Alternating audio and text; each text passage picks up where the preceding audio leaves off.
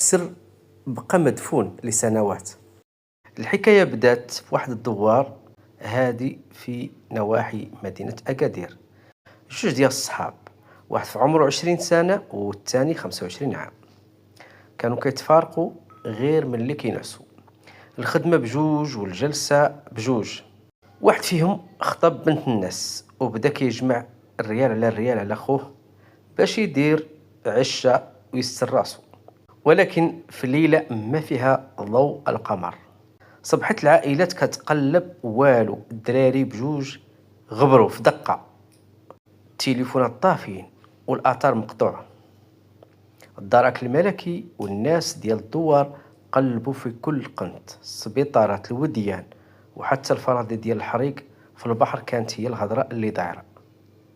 وكل شيء سلم باللي الدراري غرقوا في محيط، وباللي البحر كتم السر ديالهم للأبد. دازت عام، عامين، حتى وصلت 6 سنوات ديال السكات والدموع اللي نشفت في عين الوالدين. ولكن العدالة الإلهية كانت كتطبخ في بلاصة بعيدة مئات الكيلومترات، في كازا. واحد الراجل درويش كيجر كروسة، ساكن معاه واحد الشاب مهموم، لقى كيضل يشرب ويخبي في قلبه في جبال ديال الأسرار. هاد الشاب نكر الخير وضرب هذا الراجل، والراجل ملي مشى يبلغ عليه في الكوميسارية وقعت المعجزة.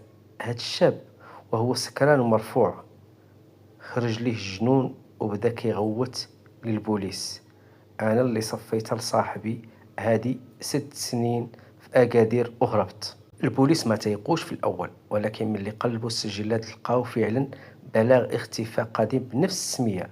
ملي داوه لاكادير باش يوري ليهم البلاصة فين دفنوا وسط واحد الخلا، بدات عملية الحفر. وهنا كانت الصدمة اللي خلات المحققين يجمد لهم الدم في عروقهم.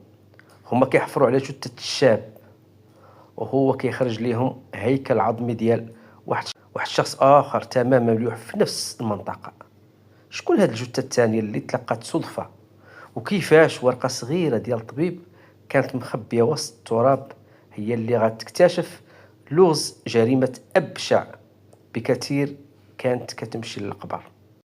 تتم الصدمة وكيفاش الروح غالية عند الله وفضحت كل شيء غادي نحطها لكم في الجزء الثاني بعد ما تفاعلوا مع الفيديو وتبارطاجوا مع أصدقاء ديالكم.